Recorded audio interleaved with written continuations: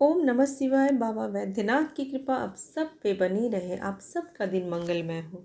आज की इस वीडियो में भक्तों हम सोमवती अमावस्या की संपूर्ण कथा जानेंगे। यह कथा सुनने से कहते हैं कि सौभाग्य बना रहता है, अखंड सौभाग्य का आशीर्वाद मिलता है, बाबा वैद्यनाथ और माता पार्वती की कृपा बनी रहती है।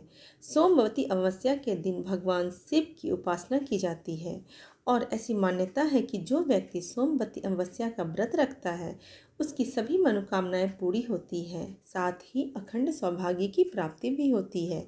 इस दिन सोमवती अमावस्या की कथा का पाठ भी जरूर करना चाहिए। यह कथा आप पूरी सुने और सच्ची श्रद्धा भक्ति और बाबा वैद्यनाथ का नाम लेकर कथा सुनना शुरू करें। एक गरीब ब्राह्मण का परिवार था। उस परिवार में पति पत्नी के अलावा एक पुत्री भी थी।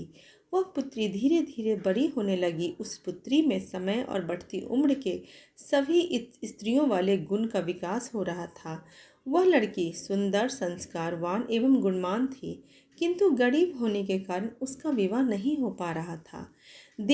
एक दिन उस ब्राह्मण के घर एक साधु महाराज पधारे। वह उस कन्या के सेवा भाव को देखकर काफी प्रसन्न हुए। कन्या को लंबी आयु के आशीर्वाद देते हुए साधु ने कहा, इस कन्या के हथेली में विवाह योग्य रेखा नहीं है। तब ब्राह्मण दंपति ने साधु से पूछा कि इसका कोई उपाय बताइए महाराज, कि कन्या ऐसा क्या करे कि उसके हाथ में विवाह का योग बन जाए।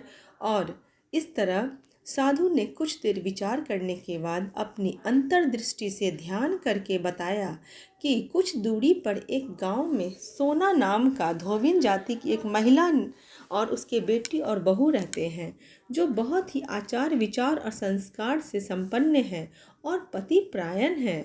इस तरह यह कन्या उसकी सेवा अगर करेगी तो वह महिला इसकी शादी में अपने मांग का सिंदूर लगा दे। उसके बाद इस कन्या का विवाह हो तो इस कन्या का वैधव्य मिट जाएगा। यह कन्या उसकी सेवा करे और वह महिला इसकी शादी में अपनी मांग का सिंदूर लगा दे। उसके बाद इस कन्या का विवाह हो तो इस कन्या का जो वैधव्य है वो मिट सकता है। साधु ने यह भी बताया कि वह महिला कहीं आती जाती नहीं है। यह बात सुनकर ब्राह्मणी ने अपनी बेटी से धोबिन की सेवा करने की बात कही। अगले दिन कन्या प्रातः काल ही उठकर सोना धोबिन के घर जाकर साफ सफाई और अन्य सारे काम किया करती थी और वापस आ जाती थी। एक दिन सोना धोबिन अपनी बहू से पूछती है कि तुम तो सुबह ही उठकर सारे काम कर लेती हो, आजकल तो पता ही नहीं चलता। तब बहू ने कहा, माँ जी, मैंने तो सोचा कि आप सुबह उठ के सारे काम कर लेती हैं, मैं तो देर से उठती हूँ। इस पर दोनों सास बहू निगरानी करने लगे कि आखिर हमारे घर का काम करता कौन है, जो सुबह ही घर का सारा काम करके चला जाता है। कई दिनों के बाद धोबिन ने देखा कि एक कन्या अंधेरे में घर में आती है और सारे काम करने के बाद चली जाती है। जब वो जाने लगी तो सोना धोबिन उसके पैरों पे गिर गई और पूछने लगी कि आप कौन हैं और इस तरह छुपकर मेरे घर का चाकरी क्यों करती हैं। तब कन्या ने साधु द्वारा कही गई सारी बातें बताई। सोना धोबिन पति परायण थी, उसमें तेज था, वह बहुत वैभव लगती थी। वह तैयार हो गई। सोना धोबिन के पति थोड़ा अस्वस्थ थे। उसने अपनी बहू से अपने लौट आने तक घर पर ही रहने को कहा और सोना धोबिन जैसे ही अपने मांग का सिंदूर उस कन्या की मांग में लगाया तो उसका पति मर गया। सोना धोबिन का पति जो था वो मर गया। उसे इस बात का जैसे ही पता चला वह घर से निराजल ही चली थी, यह सोचकर कि रास्ते में कहीं अगर पीपल का पेड़ मिलेगा तो उसे भंवरी देकर और उसकी परिक्रमा करके ही जल ग्रहण करेगी।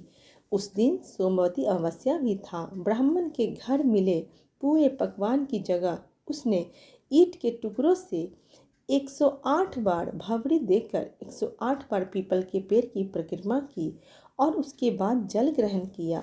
ऐसा करते ही उसके पति के मुर्दा शरीर में जान आ गई।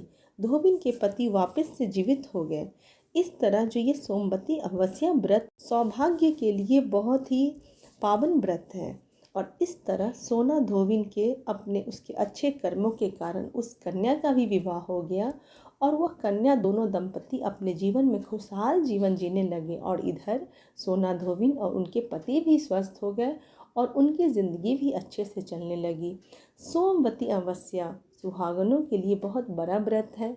इस व्रत को पूरी निष्ठा से करें, व्रत कथा सुने, भगवान शिव, माता पार्वती की विधिवत पूजा करें। बाबा वैद्यनाथ की कृपा सदैव आप सब पे बनी रहेगी। हर हर महादेव।